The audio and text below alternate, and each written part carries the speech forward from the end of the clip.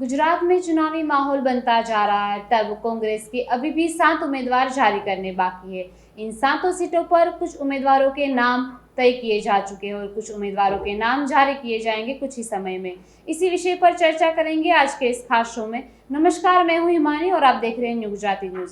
आज मेरे साथ है सीनियर एडिटर अजीत जी।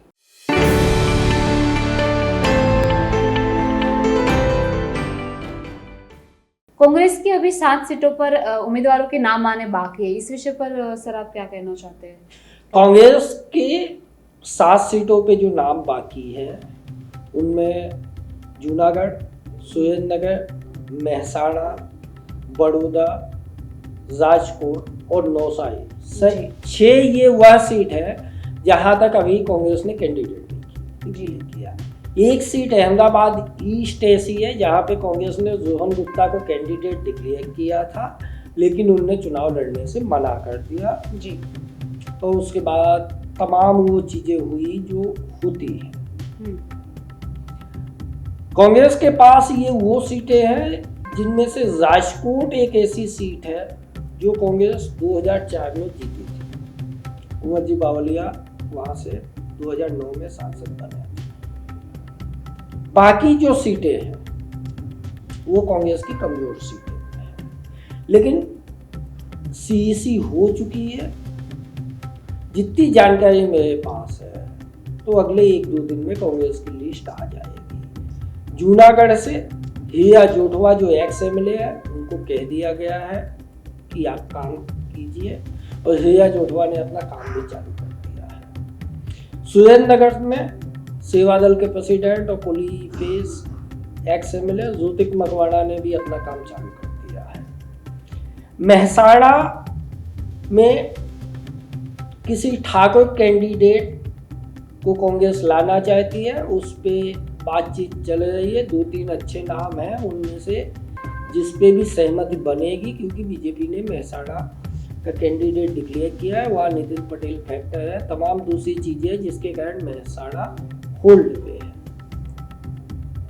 वडोदरा में अभी तक कांग्रेस के पास कैंडिडेट नहीं है। जो भी 2-3 नाम बड़ौदा में आया है, जसपाल सिंह का, श्रीवास्तव का, इनने लड़ने से मना कर दिया है। और एक दक्षिण गुजरात की एक सीट बची है नौसाई।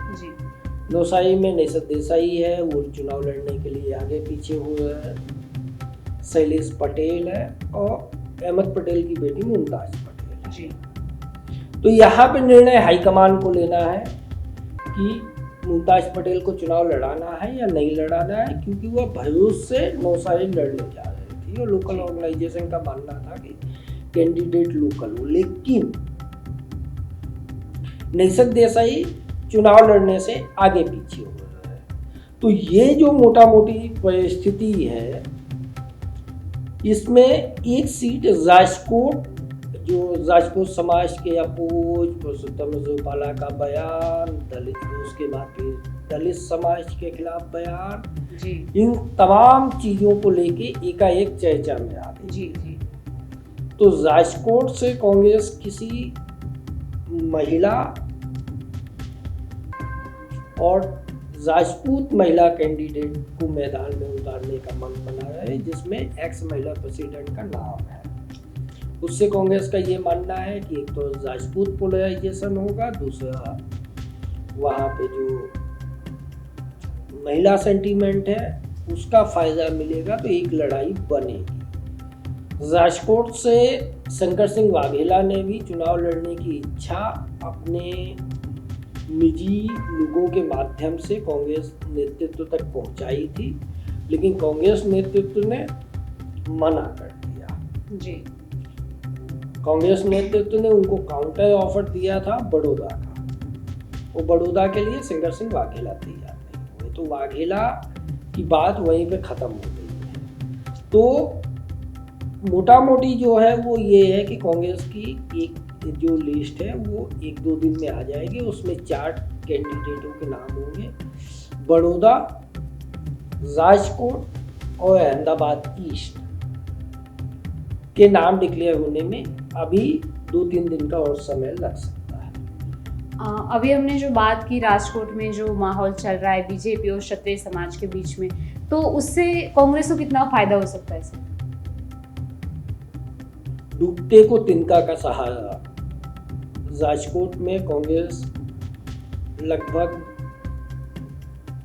ना जैसी स्थिति में है। 2019 के चुनाव में भी 3 लाख से ज़्यादा वोटों से ये सीट कांग्रेस आए थे। 2022 में राजकोट के पार्लियामेंट की एक भी सीट कांग्रेस नहीं जीती। तो यदि विरोधी के दल में घर में कुछ होता है तो उसका फायदा अपोनेंट को मिलता है जी। इसलिए कांग्रेस वहाँ पे उम्मीद लगा के बैठी है कि वह एक तरह से राजकोट में वह दांव खेले जिसकी उम्मीद उनको है। और एक जो बड़ा सवाल है वो ये है कि शक्ति सिंह गोहिल कांग्रेस के प्रमुख हैं, वो राजपूत कम्युनिटी से आते हैं, तो कम से कम उनकी अपनी कम्युनिटी चाहेगी कि उनकी प्रेसिडेंटशिप में कम से कम एक सीट तो मिल जाए जी। और यदि ऐसा होता है तो उसके लिए राजकोट एक अच्छी जगह होगी। तो दूसरी भी कई सीटें जहां पर भाजपा के उम्मीदवार और या तो फिर कांग्रेस के उम्मीदवारों के प्रचार जारी हो गए और वो प्रचार कर रहे हैं, उसमें भी कई सारी चुनौतियां आ रही है, तो उस विषय पर आपका क्या कहना है सर? कैंडिडेट डिक्लेयर होने के पहले सबको उम्मीद थी कि गुजरात में चुनाव जैसा कुछ है ही नहीं। जी जी। जिस तरह से भर्ती मेला चालू हुआ, तमाम कांग्रेस के बड़े बड़े नेता अर्जुन मोढवाडिया जैसे नेता बीजेपी में शामिल हो गए। जी। 2022 के चुनाव परिणाम थे, उसके बाद अचानक बीजेपी में बहुत कुछ हुआ जी। और जिसके बाद चुनाव में ऐसा लगने लगा कि चुनाव है। जी। पाटन है, साबरकांठा है, वलसाड़ है, सबसे ज़्यादा चर्चा में एकाएक भरूच सीट आई कांग्रेस के अपने गठबंधन को लेके। जी जी। मनसुख वसावा के तमाम बयान, आप देखिए तो एक आदिवासी सवाल पूछ लेता है कि पानी क्यों नहीं है तो उसकी नौकरी चली जाती है। जी। तो वलसाड़ है, वलसाड़ में बीजेपी ने जो कैंडिडेट दिया वो वलसाड़ का नहीं था। जी। तो वो तमाम कारणों से ये 5, 6, 7 सीटें ऐसी है, राजकोट है, जहाँ पे चुनाव बनता दिखता है, कम से कम डिस्कस में आया। जी। बाकी अब की बार 400 पाए और 5 लाख से ज़्यादा का जो स्लोगन था वो ये 7-8 जगह पे नहीं दिखता। जी। चुनाव परिणाम क्या होगा वो मतदाता तय करेंगे, लेकिन जो एक उदासीन माहौल था उस माहौल में एक हलचल हुई है। जी। तो उसका असर आगामी दिनों में और ज़्यादा होगा। कई सीटों पर उम्मीदवार बदले गए भाजपा की ओर से, तो उस पर आपका क्या कहना है? भाजपा ने 2 कैंडिडेट बदले, जी। साबरकांठा में बदला। ये भाजपा का सामान्यतः होता नहीं था। जी। भाजपा जो कैंडिडेट डिक्लेयर कर देती थी, कैडर बेस्ड पार्टी थी, उसको आपको मानना होता था। लेकिन जिस तरह से भर्ती मेला चालू हुआ, जो 5 जगह पे बाई इलेक्शन असेंबली के अनाउंस हुए, वहाँ पे उन लोगों को कैंडिडेट बनाया जो पिछले चुनाव में भाजपा के खिलाफ लड़के जीते थे। जी। बड़ौदा में भी उसका अपोज हुआ, जिसके कारण बड़ौदा के कैंडिडेट को भी बदलना पड़ा। जी जी।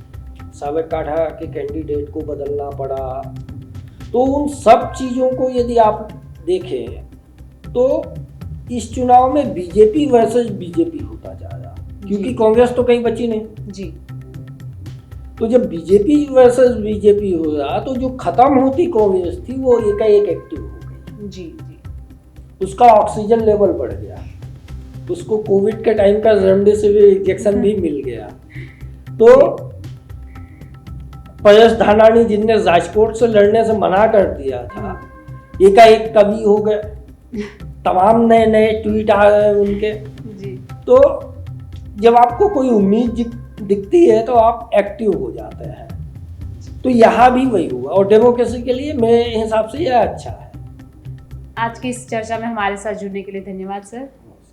ऐसी न्यूज़ के लिए हमारे साथ जुड़े रहिए न्यू गुजराती न्यूज़ पर।